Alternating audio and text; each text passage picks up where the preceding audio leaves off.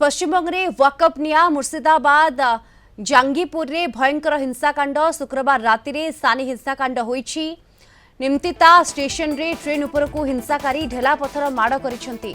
Station रे मध्य व्यापक भंगारुजा करिसेंती। ढेला माड़ रे किछि यात्री आहत होइतिबा बेले दुईटी ट्रेन बातिल होईछि। केतेक ट्रेन रो गतिपथ रे परिवर्तन करा जाईछि। हिंसाकांड रे 10 जन पुलिस कर्मचारी आहत होइछंती। घटनास्थल रे बीएसएफ जवान मुतयन होइछंती। मुर्शिदाबाद रे पुलिस और प्रतिवादकारी मध्य संघर्ष होइछि। अनेक गाड़ी जाली देइछंती प्रतिवादकारी। तेबे स्थिति एबे नियंत्रण रे थिबा पुलिस कहिछि। जांगीपुर रो सुती ओ शमशेरगंज अंचल रे सुरक्षा व्यवस्था को कड़ाकड़ी करा जाईछि। हिंसा उपजिथिबा स्थान सीमांत अंचल होइथिबारु या उपरे नजर रहिछि।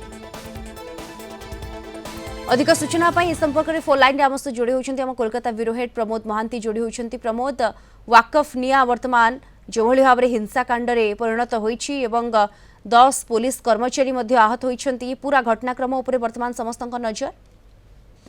संशोधित वाकफ आईन प्रतिवाद में जंगीपुर मुर्शिदाबाद सह पश्चिमबंग विभिन्न अंचल प्रतिवाद अब्याहत रही एवं विभिन्न अंचल कार्यत अशांतिर निया जलुची जहाँ द्वारा बहु गाड़ी मोटर ट्रेन सब बंद रही साधारण जीवन यात्रा व्याहत होती 163 धारा विभिन्न अंचल जारी होती।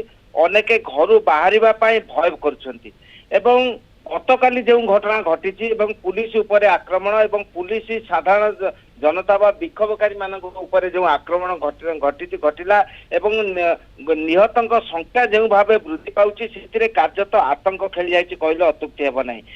गाड़ी मोटर भंगारुजा भली घटना प्रतिदिन घटुछि जहाँ द्वारा साधारण जनता त्राही त्राही डाकुछंती गत 4 दिन धरी परिस्थिति को नियंत्रण करने पुलिस विभिन्न प्रकार पदक्षेप ग्रहण करथिला। पुणी गतकाली संध्या ठारू परिस्थिति कार्यत अणायत दिग को गति करछि गतकाली शुक्रवार दिन पुलिस गुली रे जंगीपुर जने निहत होइछंती या पूर्वरु मध्य निहत संख्या यथेष्ट थिला वर्तमान पुलिस एवं साधारण जनता बा प्रतिवादी मानक मध्य खंड युद्ध अब्याहत लागि रहिछि। उत्तेजना प्रवण अंचल विभिन्न स्थान को घोषणा करा जाइछि अर्थनैतिक भाव सबुठारु गुरुत्वपूर्ण विषय अर्थनैतिक भाव अनेक विपर्यस्त हो पड़ती।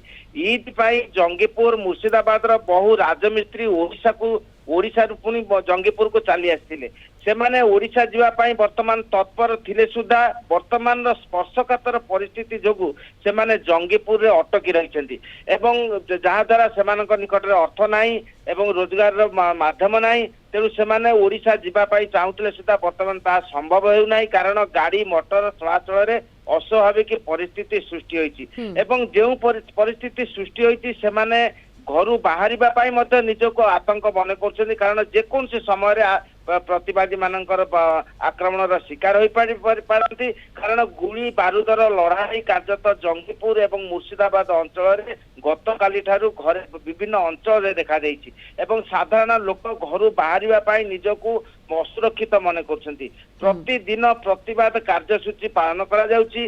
अन्य पक्षे शांति प्रतिष्ठा all India Muslim personal law board आसंता 26 तारिख दिन ब्रिगेड एक सभा डाकिचंती। मुख्यमंत्री ममता बनर्जी यही विषय आसंता 16 तारिख दिन नेताजी इंडोर स्टाडियम रे एक सभा करेंगे गतकाली आम देखा पाइले जे मानव बंधन कार्यसूची शांति प्रतिष्ठा लक्ष्य से चेष्टा करथिले किंतु परिस्थिति क्रमशः अणायत दिग को जाउछि कारण जो परिस्थिति सृष्टि होती से प्रशासन निजक असुरक्षित मन कर यार मुकाबला बीएसएफ मुतयन होती रैपिड फोर्स मुतयन होती सेना बाहिनी विभिन्न स्थान में जगी रही परिस्थिति को नियंत्रण करने चेष्टा किंतु प्रतिवादर ध्वनि जो भाव तीव्र होउछि साधारण जनता को जेपरी आक्रमण करा जाउछि गुली बारूद लड़ाई चली बोमा इत्यादि साधारण लोकों घर को पका जाउछि निर्विचार जो भाव आक्रमण चलुछि से